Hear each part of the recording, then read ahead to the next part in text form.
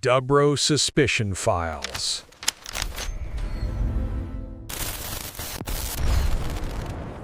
All right, let's get right into this. Just imagine it for a second. You spend 10 years and billions of dollars sending a mission to a comet way out in deep space, and right when you get there, it starts singing. Today, we are cracking open the case file on a sound from space that had everyone asking one simple question.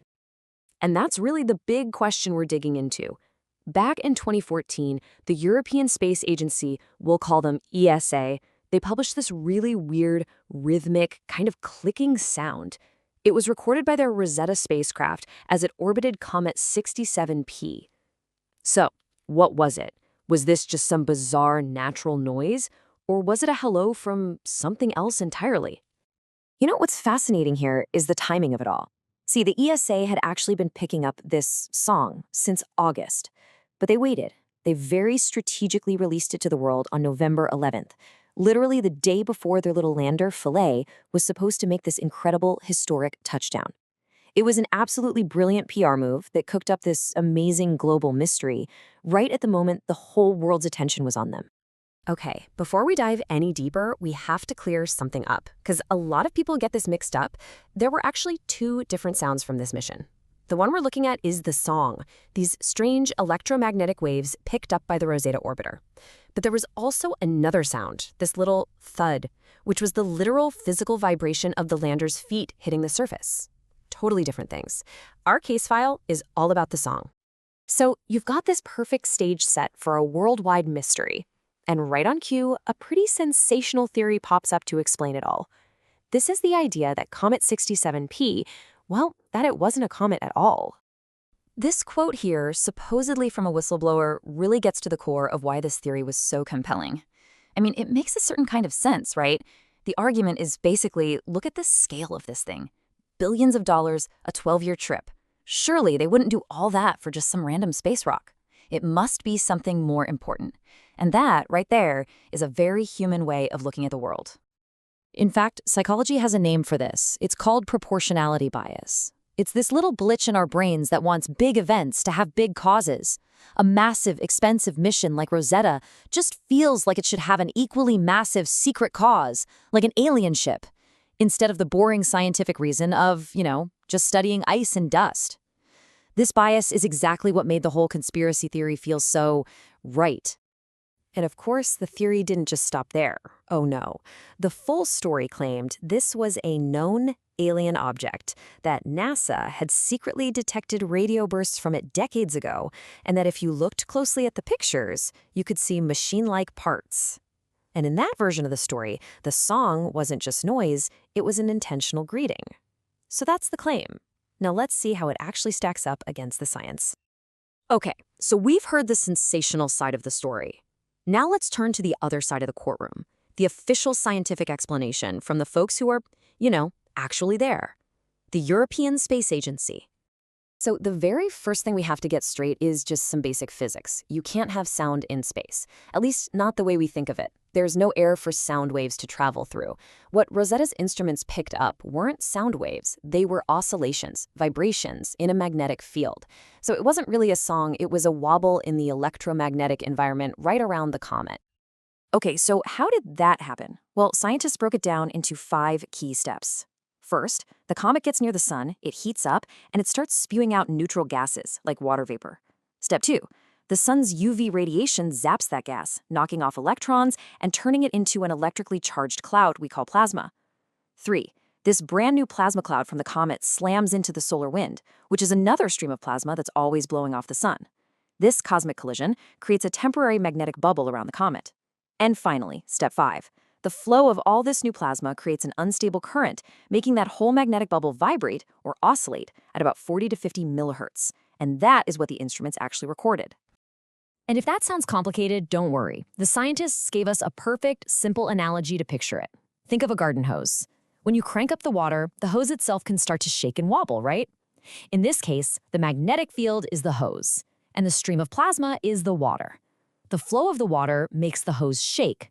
It's a totally natural, predictable thing to happen in plasma physics, even though we'd never seen it quite like this before. Okay, so the physics makes sense. Case closed, right? Well, not quite. that doesn't answer the human side of the question. If this was just a magnetic field wobbling around, why on earth did it sound so much like an actual artificial song? Well, the answer isn't in space. It's right inside our own heads. It's a neat little quirk of our psychology called auditory pareidolia. See, our brains are basically pattern-seeking machines. It's why we see a face on the moon or hear what sounds like voices and TV static. So when our brains were presented with this totally alien random sound of raw plasma data, they just did what they do best. They tried to find a familiar pattern. And they found one: a rhythm, a beat, a song. But there's an even simpler, more technical reason it sounded like a song. The original data, the actual recording from space, was oscillating at about 40 millihertz. That is thousands of times lower than anything a human ear can possibly hear. To us, it would be dead silent. So for us to hear anything at all, the scientists had to use a process called sonification. And what that means is they basically just sped up the playback of the data by a factor of 10,000. They took that super low, silent frequency and cranked it way up into our hearing range. And what happens when you do that math? You take the original 40 millihertz and you multiply it by 10,000, and you land on a new frequency, exactly 400 hertz. And this right here is the smoking gun, because 400 hertz isn't just some random noise. It's a specific musical note. It's G-sharp 4, a key you can find right in the middle of a piano. So that musical quality, the thing that made it sound like a song, had nothing to do with the comet. It was just an accidental artifact of the math they used to make it audible. We weren't hearing a comet sing, we were hearing a data point that had been shifted into a musical note. All right, so we've laid out the evidence from both sides. We've got the tantalizing whistleblower story on one side and the step-by-step scientific explanation on the other. I think it's time for a verdict. Let's just apply a little Occam's razor here. What's the simpler explanation? Is it that a secret alien intelligence is trying to talk to us by vibrating a magnetic field at a frequency we can't even hear? Or is it that a chunk of ice and rock does exactly what physics says it should do when it gets close to the sun? Yeah, the scientific explanation is just infinitely simpler, and it's backed up by all the data we have. So, the case file on the Comet song? It's closed. It's a great example of how badly we want to find a signal in the noise. But it does make you wonder, what would a real candidate for an alien signal actually look like? Well, for that, we have to look at this case's polar opposite, the legendary wow signal. And when you put them side by side, the difference is just staggering. The Comet 67P song is totally explained. We know it was plasma physics. The wow signal? To this day, it is completely unexplained. The Comet song was a steady hum that went on for months. The wow signal was a one-time only 72-second burst that we've never, ever heard again. And maybe most importantly, the Comet signal was a messy wideband noise. The wow signal was a clean, crisp, narrowband signal, which is a huge hallmark of artificial technology. I mean, the details of the wow signal are just mind-bending.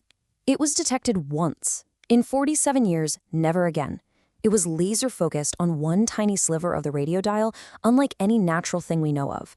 It lasted for exactly 72 seconds, which is the precise amount of time it would take for the telescope to sweep past a fixed point in the sky. And the craziest part?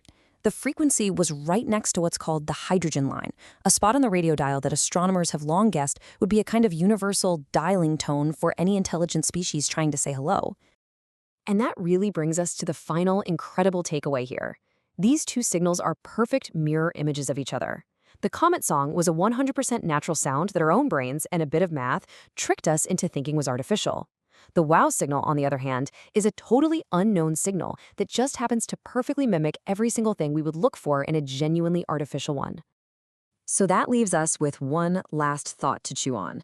We've closed one case file, but in doing so, we've opened a much, much deeper one. Which mystery is actually more profound in the end? The one our own minds invent because we're so eager to find something in the noise? Or the one that might actually genuinely be hiding in it, still waiting for us to hear it again?